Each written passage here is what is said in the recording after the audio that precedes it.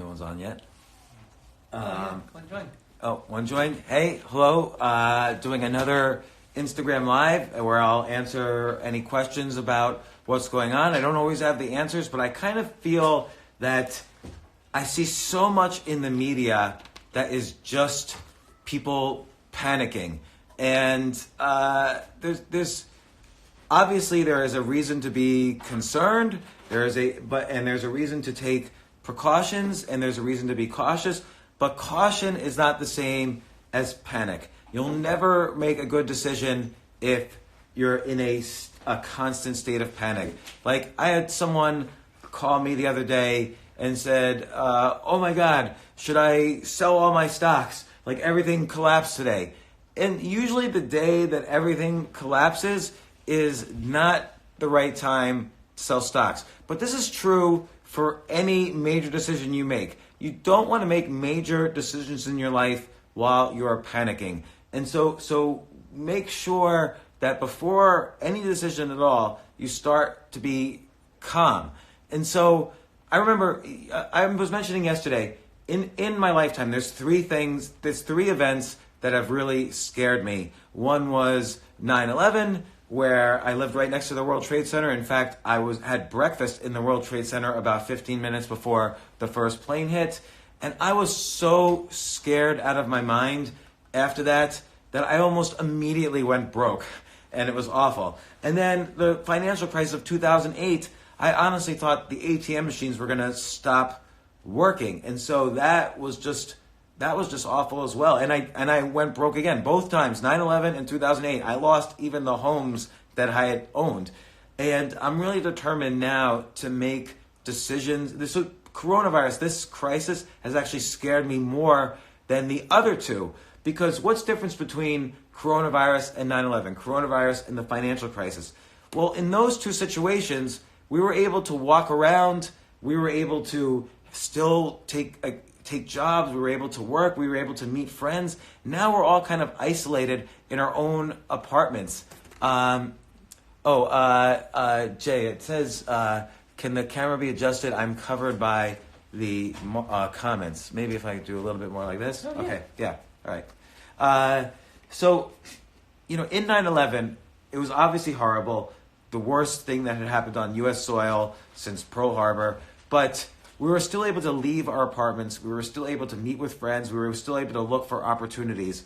Same thing with the financial crisis. We were still able to kind of like take a step back and be disconnected from the situation. But with coronavirus, it's like we're all every minute of the day thinking about this, and everyone's watching the news, and everyone's looking at social media. And on social media, people are talking about, oh my gosh, there might be 100 million deaths around the world, or 70 million deaths around the world. It's just insane. I've seen projections up to 140 million deaths.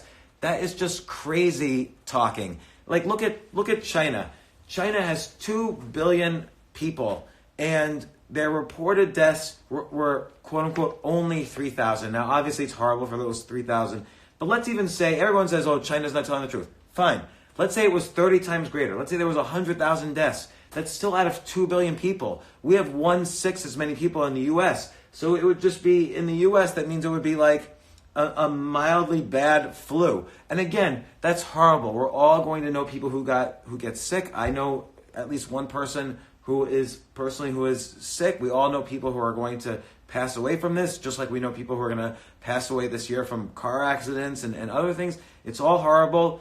The social distancing is important. That's different from panicking. It's more about just staying home.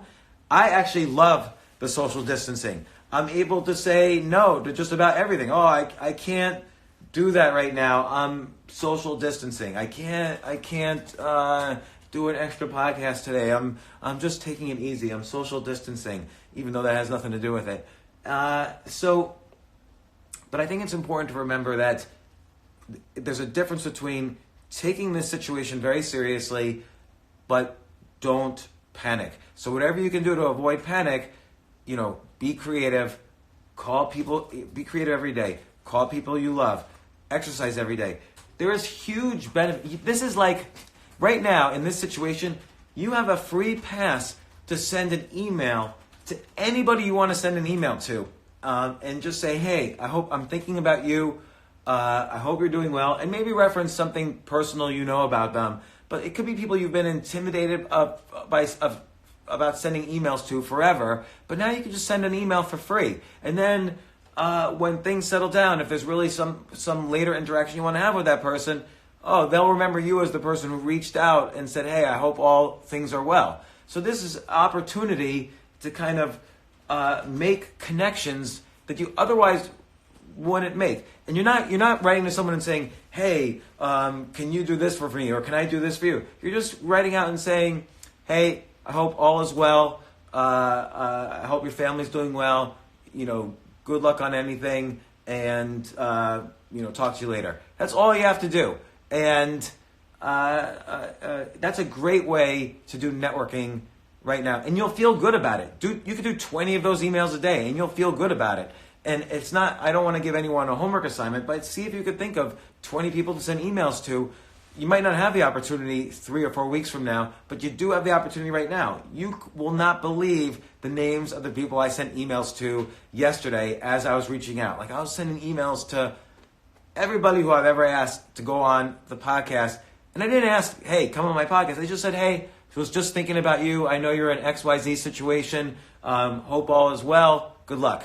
And that's it. And now you're kind of in their thoughts. And so I hate to kind of use this situation selfishly, but you can do it in a very unselfish way. And sometimes, by the way, you can build meaningful connections and interactions because of this. And it's a great way to get back in touch with people as well. So we're all feeling isolated a little bit. We're all feeling a little bit lonely. And I know at night, everybody in my house is like looking at the news, looking at the worst case scenarios. Oh my gosh, the market futures are going down. It's catastrophe. There's going to be martial law. There's going to be people with guns in the streets. People are going to be looting for toilet paper.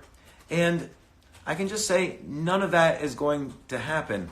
And social distancing works because if you think about it, if we all just stayed home for 3 weeks, the virus would be completely gone. Now, we're not all going to stay home, so it means the virus won't be completely gone. But just even what we're doing now, the virus is going to be the virus is certainly going to peak by May, April in the United States. And then it's going to go quickly down, just like it went quickly down in China. There's no reason to think we're not going to have a similar curve to China or South Korea. So trust in that data. Don't trust in these mathematical models that say, 70% are going to get infected and 2% are going to die and blah, blah, blah.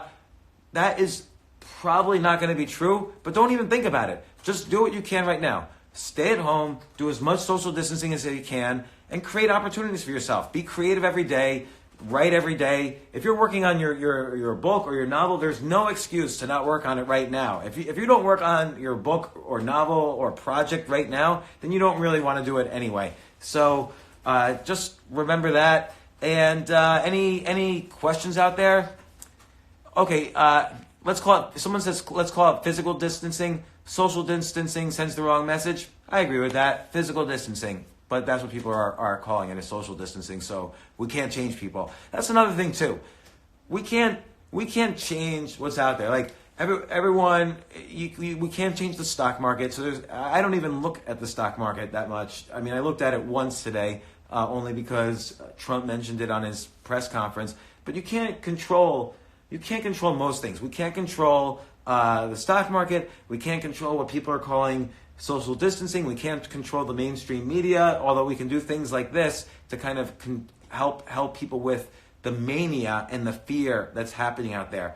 Don't try to argue with people on social media. I call random people on social media that are just saying nonsense things to me spectators. So if let's say I hear something from a top immunologist about coronavirus, and I share that on Twitter because I think it's important information and it's coming from a top expert on coronavirus. The other day, someone said to me, just kept tweeting me, shut the F up. And so I don't respond to someone, I just block them because there's no point in arguing with spectators. Like, you're either going to be a spectator or you're going to be actively involved in helping people, or you're going to be focused on helping yourself and helping, yourself be more creative, survive anxiety, and so on. right now, every decision in general is either a fear or a growth decision. Every decision you ever make is either out of fear or out of growth. Like sometimes I might make a decision, I should be nice to someone because I'm afraid of what they're going to say about me. But that's a fear decision. It's not a growth decision. I might say, I need to do 10 episodes a week of my podcast, so my podcast, or else people won't listen to my podcast. That's a fear decision. Don't have 10 episodes of your podcast if you have nothing interesting to say. Make growth decisions. So, any questions out there?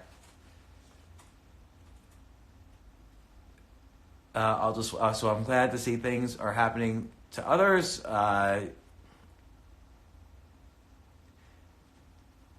Guaranteed. So someone's saying guaranteed recession, possible depression. No, that's not going to happen. So a recession means 2 quarters in a row that are down. And so, you can argue, will this quarter be a negative quarter? Probably not. Like in January and February, it looked like the United States was experiencing huge growth in the quarter. So March, obviously, there's a hit, but there's probably still a growing quarter. Next quarter certainly will be a negative growth quarter for the U.S. But who cares? By the time we know that data, it'll already be Q3. And the U.S. has put so much stimulus into the economy, I'm actually worried that the economy is going to surge too much. Now, of course, the government wants to do that. We have an election coming up. People vote their pocketbooks. But take this time to relax and to brainstorm on opportunities for yourself. I can guarantee you there is so much money flooding into this economy by the end of the year. It's scary. It's more than the bailout of 2009. It's like triple the bailout of 2009. When's my next stand-up show in New York City? I don't know. I actually just canceled stand-up shows in Houston and Winnipeg, Canada. So I've just canceled those. I also canceled a trip to LA. But I do stand-up. Once things settle down and the bars and stuff open, I do stand-up 3 or 4 times a week here in the United States. Can I talk about opportunities for investment? I would look to invest in yourself a little bit. Like, are there any ideas you have that you could invest in yourself? I mentioned this yesterday, but I'm making a game. So I'm designing the game, and I'm gonna send it to a printer. I always try to do what I call mini experiments, and by that I mean I have very little downside in time and in money invested, but I have huge potential upside. So to design a game or to start writing a book, no time invested, very little time invested, very little money invested, but huge potential upside. Is now the best time to invest in toiletries. Let me tell you a story. So one of my podcast advertisers is called Healthy Tushy. And Hello Tushy. What's it? Hello Tushy. Hello Tushy? Yeah. Okay, Hello Tushy is one of my advertisers. And they actually canceled, they make bidets. And they canceled ads through May because they've sold out all of their inventory through May. So who would have thought that one of these companies would benefit huge? I mean, they sold out all of their inventory through May. They're kind of gearing up for making new bidets now. But they had to, Blue Chew is a major advertiser. And, that's it. So Blue Chew is a generic Viagra company. And it's interesting. Blue Chew, I always wonder, they sponsor a lot of podcasts. They potentially wanted to sponsor my podcast. And I always wonder, how did they decide they want to sponsor, a generic Viagra company wants to sponsor my podcast? What did that marketing meeting look like? Did someone sort of look at my face and say, that's our guy who's going to represent our brand. That's our erectile dysfunction man. So I've always turned down so far sponsors who are erectile dysfunction companies. So, but any questions about anything? Once again, I do think, like last night on the press conference, Trump was saying that this pandemic, or the peak could last, or this pandemic could last through June or July. I don't really think that's going to happen. It seems like in most countries, pandemics have only lasted for 3 months. China South Korea being the known examples, maybe Singapore and Taiwan as well. But in the U.S., it shouldn't be any differently. The pandemic's going to basically last for 3 months, give or take, and the peak of the pandemic happens at the halfway point. So that would be April 15th, give or take. And then we'll see the data coming in, so we'll know for sure. But what it means is that starting around April 15th, we should start to see the increase in cases and new cases start to go down, and about a week later, we'll start to see the number of deaths per day go down. How have I altered my day-to-day working routine? Well, the morning's usually the same. Every morning I wake up, I read for about 2 hours, and then I try to write. But lately I've been doing these Instagram Lives. I've been doing new podcasts via Skype as opposed to in person, and I haven't been going out, and I haven't been ordering delivery even because I don't know. We've just been cooking at food at home, and then I haven't worked out at a gym. I had only recently started working out a few months ago, but instead of working out at a gym, I try to do exercises at home. But other than that, I haven't. I'm kind of a homebody anyway. I don't really go outside that much. What's so great is because of this social distancing, I've canceled every meeting I've had, and even some phone meetings. But lately, and some meetings I've readjusted to Skype, and it's been so great to not leave the house at all. So someone says get a kettlebell. Okay, I will. There's something downstairs in the gym. I'll just steal one, just for the period of the pandemic. No one else is using it, and I'll disinfect it. Whatever.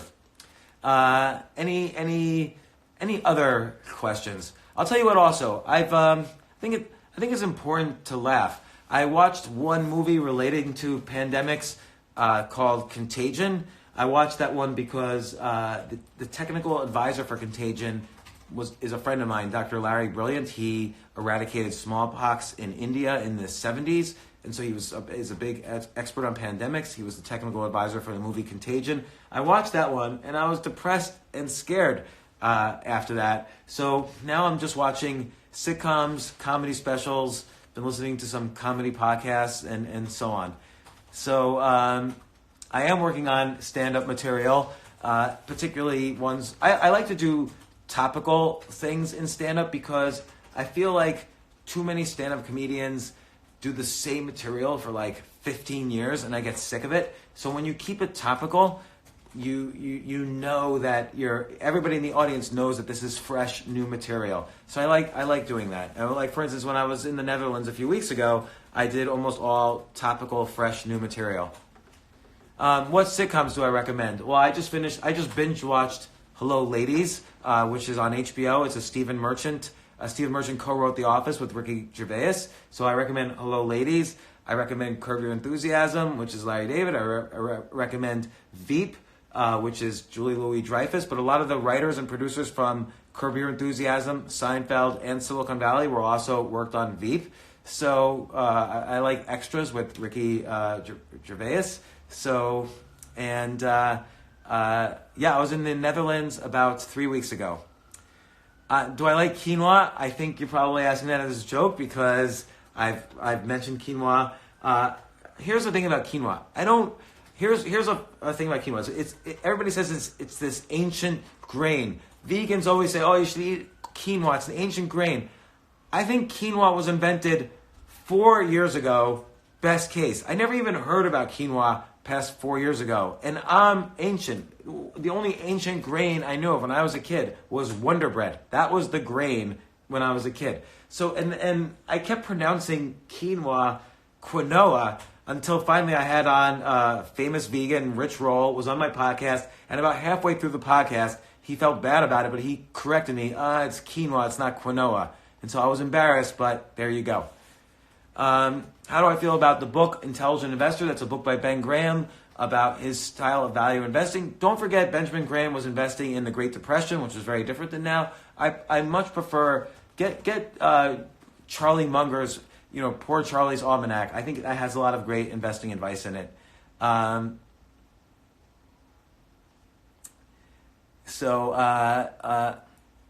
I a fan of the book Homo Deus?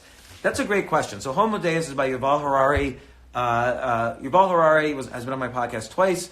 He wrote I think Sapiens, his first book, is a fascinating, critical to read book. It's about the history of the human species from about 200,000 BC to now. Homo Deus is about what the future holds for the human species. I think he misses some things there. I think people always assume that technology is going to ruin things somehow for people who are less privileged and somehow make the privileged semi-gods while the less privileged will be enslaved by the privileged. And the book Homo Deus kind of takes that view a little bit. But people don't realize that technological innovation happens exponentially. So just look at coronavirus. When SARS happened in 2002, 2003, we weren't able to really sequence the genome of the SARS virus for like a year. Now we were able to do it in a day for almost zero money. So technological innovation happens so fast. It's not like the rich have some great advantage over, people who don't make it. Everybody's got the same phone, basically, with very little differences. So, and that it doesn't matter if you're Jeff Bezos or a guy who works in a deli. You kind of have the same phone. So I've watched Rick and Morty. It's very good. I don't watch it on a regular basis. How often will you update your coronavirus podcast? Every Monday I'm doing a coronavirus podcast with another expert. And each time I've had an expert on, including the one where I just had myself, because on that one I was talking about the relationship between coronavirus and the economy. And I've written a book where I had a whole chapter about pandemics and how to invest during pandemics. So, question on Bernie Sanders. I just want, right now you're looking at, and I have no opinion really on, I think local politics is a lot more important than presidential politics, although most people disagree. But Bernie Sanders sort of scares me a little bit. And by the way, I do think Bernie Sanders is the one guy out there who speaks his mind, and at least when he's saying something, he truly believes it, as opposed to speaking towards what a poll says he should say. But I do think he doesn't really understand that if you penalize heavily all the people who create innovation and jobs in society, then the obvious result is going to be less jobs. So I would just be careful of that. So I used to do this show called 3 a.m. where I would interview people at 3 in the morning in New York City. So I interviewed probably, 3,000 or 4,000 people over the course of 3 years. And I interviewed prostitutes, drug dealers, the customers of both, people working at 3 in the morning. And it was such a beautiful thing, because I realized people who are out at 3 in the morning on a Tuesday night, they live a different life than the normal life. And it was so fascinating. It always taught me it's possible to live a different kind of life. Now, a lot of those people were less privileged and had a lot of problems, but I do think it's interesting it was an interesting experience for me to interview so many people like that. I wish I could find it on the web archives.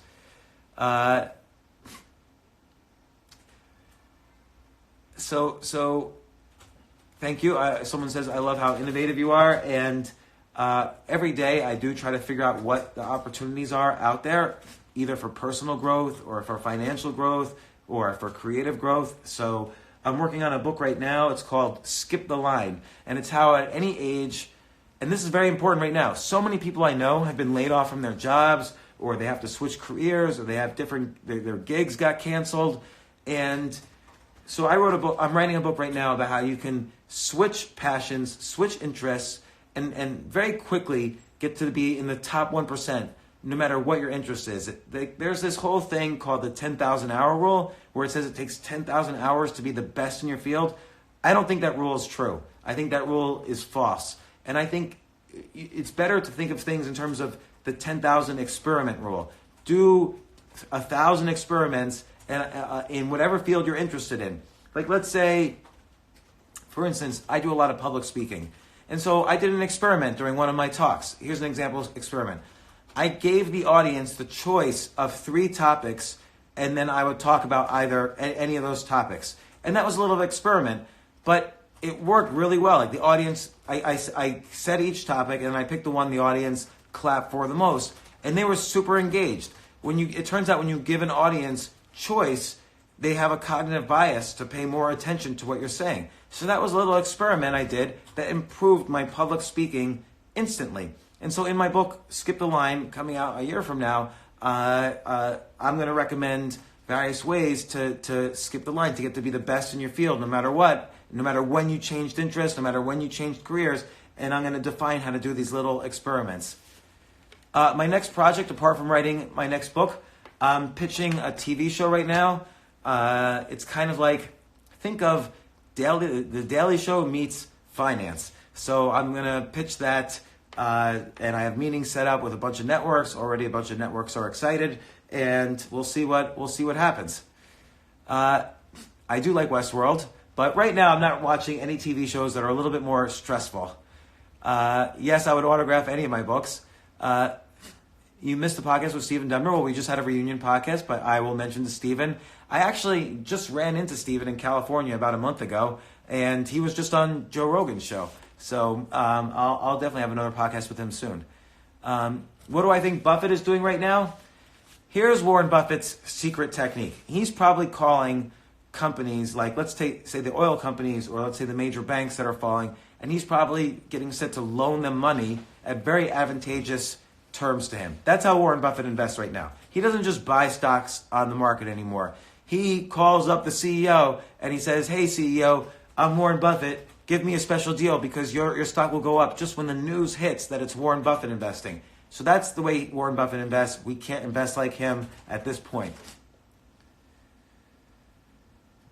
Thank you. I don't. When I was a kid, all the kids that got girlfriends had sort of straight blonde hair and blue eyes, and I had this kind of like tangly, like practically dreads, and so I never got I never got the girl because of my hair was so bad in high school. It seems that I love Delhi. I've never been to Delhi. I've been to Bangalore a couple times, and India is India. It's very crowded and it's very interesting. It's an interesting experience, but I prefer just sitting in my apartment here in New York City. What book would you most enjoy reading right now to center yourself? Well, there's a lot of books, but a couple of books I'll recommend. In terms of centering yourself and calming down, Man's Search for Meaning by Viktor Frankl is a guy who he was forced in the worst situation. He was in Auschwitz, and his family was dead. He was forced to keep himself calm so he could make rational decisions. So he did that by every day trying to find meaning in his life. And his story is very short, Man's Search for Meaning. Also, The Power of Now by Eckhart Tolle is very good. He's the one legit self-help guy out there, I think, Eckhart Tolle. Bible's fun to read. I don't know if it necessarily calms people down. The Bible's pretty violent in the Old Testament, and pretty stringent in the New Testament, but whatever is good for you. So on Scribd, you can find my book, Think Like a Billionaire. But I will say, you're thinking about homeschooling permanently. Thoughts? Absolutely. If you can, you should homeschool your kids. Think about it. When a kid goes to school, I see my own kids. I mean, I had a kid last year. When she was doing her homework, she had so much homework. She was still doing homework at 1 a.m, and she was crying, and she had to wake up at 5 or 6. This is horrible for kids. It gave her no opportunity to pursue real legitimate interests. They only teach kids STEM, whatever it is, science, technology, engineering, math. Like, some kids just don't like that stuff. Do you remember any of your chemistry classes unless you're a chemist? Like, people should study at home. There's thousands and thousands of fascinating courses online at Coursera, on YouTube. I was invested in a company, Teachable, that just got acquired. So Teachable is a great place. Highbrow is a great place. Masterclass, LinkedIn Learning. There's so many great online schools. Yeah, I hated chemistry too, but you had to take it to get into college, which is another BS thing. But why should I have had to take chemistry? I remember zero of it. Let me ask you a question. Even in history, nobody remembers their history. Like, I always ask people, when was Charlemagne born? The greatest king in European history, and we learned it every single year of school, but nobody gets it right within 500 years. Let me ask you guys, when was Charlemagne born? Don't cheat. Don't Google it. All right, I'll tell you. He was born in 754 AD, give or take a year. By the way, a book that I'm reading right now because I'm preparing for an upcoming podcast is The Catalyst by Jonah Berger. And he's been on my podcast before, but so someone's answered 890-ish, and someone said 100 AD, 770 or close. But anyway, this book, The Catalyst, How to Change Anyone's Mind, so far so good. Looks like a great book about how to change everybody's mind by Jonah Berger, called The Catalyst. Someone said 1380. Someone said no idea. See, this is what I mean. You just gave answers. So I asked the question, when was Charlemagne born? You gave answers ranging from 110 AD to 1380 AD. We were taught this fact every single year of high school and maybe junior high school. And no, I can't even remember. I have to Google it even now to remember. No one can remember this basic fact. Here's another one. Who was the president before Abraham Lincoln? Okay, Abraham Lincoln, arguably the most important president in U.S. history. Who was the president right before him, who also must be one of the most important presidents because the Civil War started right when this guy left office. So nobody knows the answer to this question. And the answer is James Buchanan. So people sometimes tell me, oh, how do I find my dream? How do I find my passion? And I say, well, why do you want to find your passion? And they say, well, I want to have impact. Well, James Buchanan found his passion. He wanted to be president of the United States. And now, less than 200 years later, nobody even remembers who the hell that guy was. So don't be so concerned about creating impact. No one is going to give a shit about you 50 years from now. Do the things that you love, and chances are you're going to do the things that you love getting good at. So and you're not going to find just one passion in life. You're going to find many. And the way you find your passion is by trying many different things. You're never going to think your way to passion. You have to do your way to passion. So if you're curious about something, do it. If you're curious, well, I like horseback riding, go on a horse. Well, I like writing a novel, start a novel. See if you like doing it. You cannot think your way to a passion. You have to do something to find passion. Someone asked, James, how are you staying sane right now? Well, several things. One is you have to sleep 8 hours a day. Sleeping is directly related to stress. You have to eat good. Don't eat junk food. Junk food is directly related to stress. Try to be creative every day if you can. If you don't want to, you don't want to. Don't act like it's a homework assignment. But one thing is, reach out to people you love every day and ask them how they're doing. And reach out via phone call and just call them and say, hey, I'm just checking in on you. Connection with other people. We're tribal animals. We need the community. We're not so good as hermits. So you have to reach out to people. And that's the best way to not only reduce stress, but maybe you could even create opportunities for yourself. This, as I mentioned earlier, this is the number one perfect time you're ever going to find to reach out to people you don't normally reach out to. Yesterday, I sent out 20 emails to people who I barely know at all, who are not in my, I reached out to people who normally never respond to me, and I say, hey, how are you doing? I hope all's well. I knew you were in XYZ situation. I hope that got resolved. Hope you're doing well. Thanks. I don't ask for anything. I just acknowledge that I'm thinking about them, and people will remember that. This is, in an odd way, it's good for you because it reduces stress, but it's also good for you career-wise. It allows you to network it's coronavirus networking. It allows you to network in ways that you normally can't do. Okay, so the motivation guy the self-help guy who I think is the most legit of the self-help guys. And by the way, I think most self-help and motivation is not legit, but Eckhart Tolle, his last name is spelled Tolle, and he wrote a book called The Power of Now, which is a very beautiful book about how not to stress about regrets, don't stress about the past, don't worry so much, don't like it's so easy right now with coronavirus. And we're all kind of home, and the media is like the worst case scenario every day. It's so easy to get scared. And, with a book like The Power of Now, you just focus on what can you do today. So what I can do today is I can do social distancing because that prevents me from getting the virus, and which also helps other people. It prevents other people from getting the virus. And also I can be creative every day. If I'm out in meetings, in business meetings, I can't be creative as much. I can also call people I love every day. So these are things that I'm doing that I don't normally do every single day. I do try to be creative every day, but these are things I'm doing that are helpful to me, hopefully helpful to others, and I think can be helpful to you if you do them as well. Power of clean hands. You know what the great thing about not leaving the house is? I don't always wash my hands in the house. I'm the only one in my house most of the time. So, and I'm not shaving. I should probably be a little bit more hygienic right now. But again, if I'm acting like a hermit, I'm acting like a hermit. Other questions? Derek Sivers. So, Derek Sivers has been on my podcast. I think it was around episode 200. Someone's asking how I ever heard of Gary Vee. Look at my Instagram. I just saw Gary Vee a few days ago, and we took a photo together. We were both on the Breakfast Club radio show, Charlemagne's radio show, and Gary's company is my speaking agency.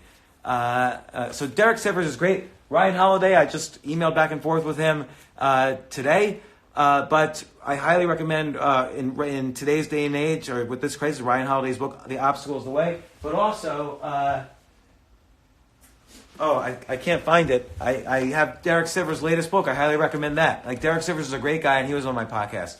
Have I seen the UFO Navy videos? You know who showed me those videos? Is Jean-Paul DeJoria. He sold Patron tequila for $3.5 billion, and he's obsessed with UFOs. And it's kind of fascinating. We did a 2-hour podcast about his success, and then afterwards, he obsessively wanted to show me all these UFO videos. So it was kind of funny.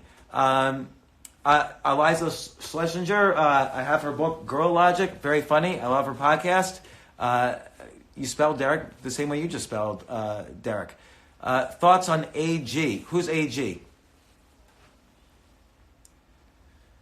Do I believe in an afterlife? I believe that it's useless to think about an afterlife because either way, it doesn't matter. If there's an afterlife, I'll find out when I'm dead. And if there's no afterlife, I won't even exist when I'm dead. So it just doesn't matter. Again, I never even waste a single second trying to think about things that I have zero control over and have no relationship to how do I live my life right now. So what's another question? I started a debit card business for college kids. So in 1987, I started a company called College Card. At the time, it didn't exist. Credit cards for kids and debit cards for kids did not exist anywhere. So I arranged for about 70 different businesses in my town to give a 20% discount. I installed a point-of-sale machine, the first point-of-sale machine for most of these businesses in every restaurant and store. I programmed the point-of-sale machine, and then I created a card. Parents sent in their money, and I created a card for their students to have, for their kids to have, and that was called College Card. It was probably the first debit card out there that I know of, and we went out of business in about a year. We charged $21 a semester subscription. Would I kill a hooker for $1 billion? Of course not, because how much money do you really need in life anyway? Like, if you think you needed $1 billion to live your life, you're sadly mistaken. I would question what you need that money for. Okay, so I have a technique for testing ideas. Like, for instance, I'll give you an example that happened in real life. I wanted to figure out a new way to write an article. I had an idea. Trump tweeted, like a year ago or 6 months ago that he wanted to buy Greenland. And so I started to research. And then the president of Denmark, or the prime minister of Denmark, tweeted, "It's not for sale." And so I was curious, why would these two world leaders tweet about buying and selling in a country like Greenland? And so I did the research, and it turned out there are interesting reasons to buy Greenland, but that's not important right now. But I wanted a different way to write about it than just writing an article on LinkedIn. So I started a Kickstarter to crowdfund me buying Greenland for $100 million. And Kickstarter blocked it, so I did it on GoFundMe. And I wrote my article on GoFundMe, and I had tiers, like if you contribute $10, you could be a citizen, $100, and I'll make you a duke, $1,000, and I would name a national holiday after you, and so and on and on. And people started putting in donating money to my crowdfunding project for buying Greenland. And they started sharing this project. It was kind of a new format for me of writing an article. And by the way, I had never used Kickstarter I had never done crowdfunding before for anything. So I learned by doing this one experiment, which cost me $0, and it cost me about an hour or two of my time. I learned how to do a crowdfunding. I experimented with a different way of writing an article. I researched Greenland, and now I'm not an expert in crowdfunding. That was just one experiment. But now when I'm going to launch this game, and now I know how to do crowdfunding to kickstart this game that I'm going to start. So the more experiments you do with little downside, with little time and little money invested and huge upside, the more opportunities you're going to have in life. Instead of binge watching some show on Netflix, it takes 160 hours, I think, to binge watch Game of Thrones. You could probably do over 100 experiments that are going to change your life. If any one of those experiments has upside, like for instance, if this crowdfunding campaign I did was covered in the media, I would have had huge upside. It's the opportunities you have when you do these little experiments are enormous. And again, the key is little money invested, little time invested, huge upside, and it's a great way to figure out what your passions are and how to get good very quickly at whatever your passion is. For instance, when I was just starting to do stand-up comedy, I wanted to put myself in a very a stressful situation for doing comedy. So I started doing comedy on the New York subway. And that is an audience that does not want to hear me do comedy. And so I changed cars every subway stop, and I did stand-up comedy. And it was brutal, but it was a good experiment, had no downside, cost me $1.50, cost me a half hour of my time, and I got better by doing an experiment as opposed to just doing the same material over and over, which is what most comedians do. I was able to put myself in a very stressful situation, and that's how you get better, is by experimenting very quickly in those situations. So, once again, I want to stress, the key is don't make panic. Someone says those were lucky subway riders. Actually, those might have been very unlucky subway riders. I'll give you an example. I got in a subway car and I said, hey, I just ordered Uber Pool and they sent me this subway car instead. So that's the kind of jokes I was doing then. Not necessarily the best jokes, or another one was saying, hey, I thought I was on the 6.5 train going to Hogwarts. Is this that train? Nobody would even look at me. But it forced me to get into an uncomfortable comedic situation and do my best. And that has since improved my comedy, my public speaking. I started doing chin-ups on the handle rail or whatever, and people were laughing at that. Anyway, but I just want to stress again, the key right now is whether it's you're investing or doing something creative or dealing with social media, don't make decisions. Every decision you ever make in life is either a fear decision or a growth decision. Again, like I might say, well, I want to move into a new home. I want to move into a smaller home because this coronavirus thing is going to change society. It's going to be a permanent depression. That's a fear decision. A growth decision might be, if I move out of the city, I'll have more opportunities to be creative and write books and so on. That's a growth decision. So always try to make growth decisions and reduce the number of fear decisions that you make. It's really important. And some of the ways you can reduce fear right now in this crisis, don't listen to every news item. You don't have to listen to any news. Just social distance and, tune into these IG Lives and I'll update people accordingly with the latest news. Or every Monday I'll do a podcast about what the latest news is on coronavirus. The other thing is make sure you sleep 8 hours a day. That's related to your immune system and also being healthy and being less stressed. Be creative every day. Believe it or not, that helps your immune system. Exercise a little every day. You don't have to go crazy. Eat well. Don't have to go crazy. You don't have to eat quinoa every meal, which is some kind of bullshit grain that was invented a few years ago. And, very important to reach out to people you love every single day.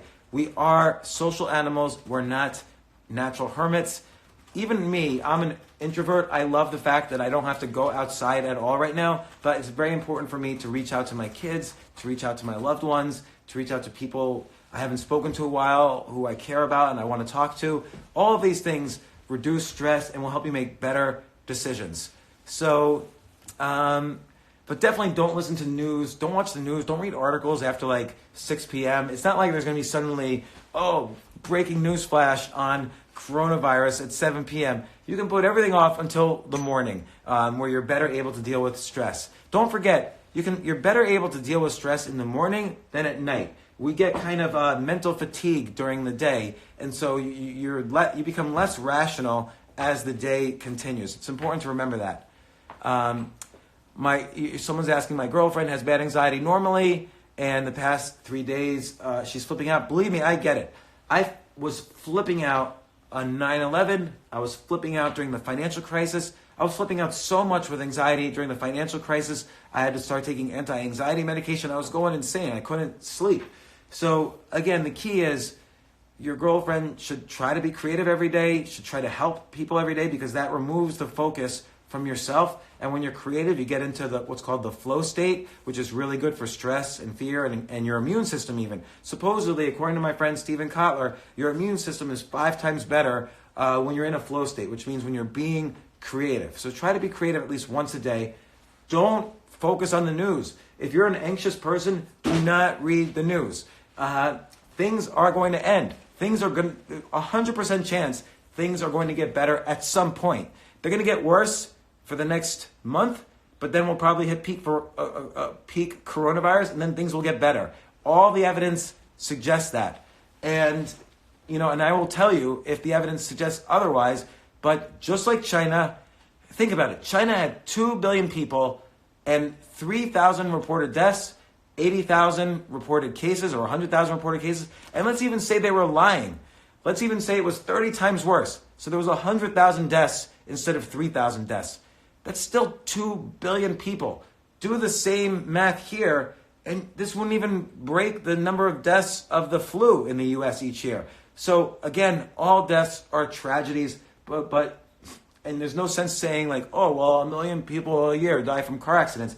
All right, all deaths are tragedies. The deaths from coronavirus will certainly be tragic, but it's not going to be what the media is saying. The media is just trying to scare you. Is the stock market oversold? Of course it is right now. There's so much stimulus in the economy that the stock market's going to get back to all-time highs.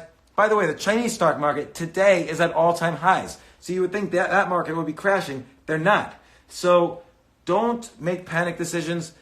You don't have to buy the stock market today, though. You can wait until things calm down or whatever. You're always going to have opportunities. What should those of us who lost our jobs do for the next few months? Well, very important. Whenever I've been unemployed, it's been very important for me to be creative every single day, to try to help people every single day. I always write down, every single day I write down 10 ideas a day on my waiter's pad. Idea muscle is like a muscle. Ideas are a muscle. You have to exercise it every day. Within 3 to 6 months, you will be an idea machine. And then take courses online. Improve your skills. Experiment with things like I was describing before. This way, when the stimulus hits and jobs start to come back, you're going to have so many more opportunities than you did before. It's going to be ludicrous. So, in any case, I'm going to have, this is funny, Fight Club for the Unemployed. By the way, I had one of my favorite podcasts ever. Chuck Palahniuk was on the podcast, and he's the author of Fight Club, and I learned so much about writing. So my 10 ideas for today is I started to write a list of the 10 top books I think you should read in a quarantine. And so I'll tell you some of those books. Some of those books are Obstacle is the Way by Ryan Holiday, Thinking in Probabilities by Annie Duke, Anti-Fragile, great book by Nassim Taleb, Tools of the Titans by Tim Ferriss. There's a chapter about me in that book.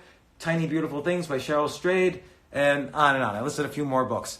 So that was my 10 ideas of the day. So I'll be back tomorrow at the same time, 2 p.m. Just want people to know I'm giving my own interpretation based on my contacts with experts in the field about coronavirus, about the economy, about ideas, about business, about stocks, about investing, about finding your passion, about anything. And I'm telling stories. So I'll be back tomorrow, 2 p.m. IG Live. And if you have any questions you can ask me then, or you can even ask me on Twitter, and I'll respond to it during this Instagram live session. I'll keep this session live on my stories for the next day. But thank you for coming. Any last question? Oh, Food Fight Studio. I should mention they create all my animations. Love them. They're on here right now.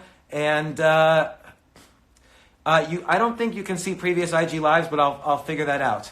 And thanks very much, everybody. Thanks so much for coming to these. It's a way for all of us to kind of hang out and communicate with each other and connect to the outside world. And again, I'll provide any updates and answer any questions tomorrow again at 2 p.m. Thanks again very much.